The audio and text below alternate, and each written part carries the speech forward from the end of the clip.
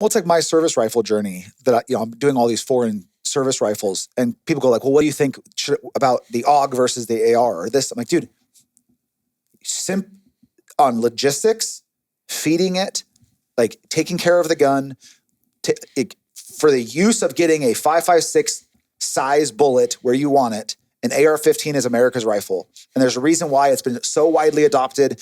Like a lot of these service rifles were replaced by foreign countries by the AR-15 for its ease of building. You can build it with some simple hand tools. You don't need a welder, a press. Like, dude, they can replace anything on that with a punch, a couple wrenches, like top to bottom.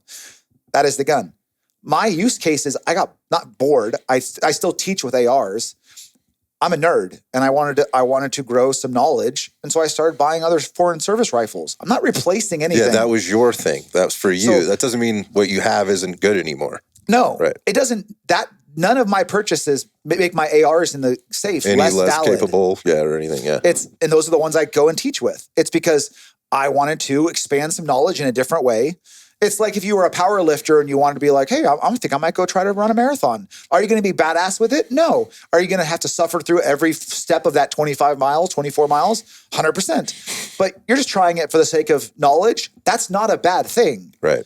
It's just, it doesn't negate the type of training you're doing to accomplish what you're trying to accomplish. Yeah, I just go back to the innovation piece, and I think it's great. It's allowing for innovation. There's business. It's capitalism, right? Everybody's kind of trying to do their own thing, and I think there's value in that for the consumer. There's 100%. obviously, a lot of it, and it's helping with the learning situations. And obviously, it can confuse or cloud things for somebody walking into it now. I mean, I know how I felt a few years back, just like, what the fuck? Like, there's so many things to carve through. We were talking about, you don't. A $600 handgun, if you're new, is perfectly fine. Or the bolt gun that you were mentioning. Like, no, you don't have to have $15K to get into this, which I think is a barrier. People won't get into it or think they can't be part of it. Because they don't want to show up and look like the noob, on the range or whatever else. I think that's a cultural thing that may be starting to change. People are like, get a Glock. Just start with a Glock. I agree. I think the culture is shifting, which is good, and I think that's also driving. You were saying building that lens of instructors, I think is one of those things because we talked about this last time in the last podcast of my shift in seeing who the most motivated people were in classes on the range were the people that had to pay their own dime to be there. Mm-hmm.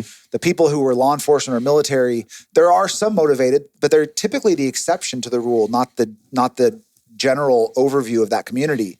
And so, but the civilians who are taking time, like we had it in Reno, a guy going like, hey, by the time I be a good husband, be a good dad, run my business, and then try to fit in working out, some jiu-jitsu, dry fire, he goes, dude, I can only make like 2 classes a year. Mm-hmm. Like, so that guy, when he goes, wants to soak up every bit of it. Mm-hmm. And very much wants his decisions to be the ones that better him in a way that he deems fit. I think what's happening, though, is the instructors that have gotten out and expected their past lives to solidify their position are now going and teaching classes where their students are better than them. And you're having people show up to pistol classes, to a performance pistol class, and the students are burning down the instructor.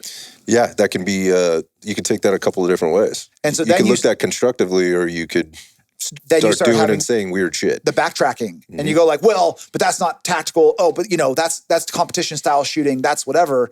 And it's like, or man, you stop progressing. Like your development of yourself, you're not on a journey, you're coasting. And it's like, and I think the people that are going to really further this industry with innovation and stuff are the ones who are driving what are we doing next, and how can we how can we build a better mousetrap?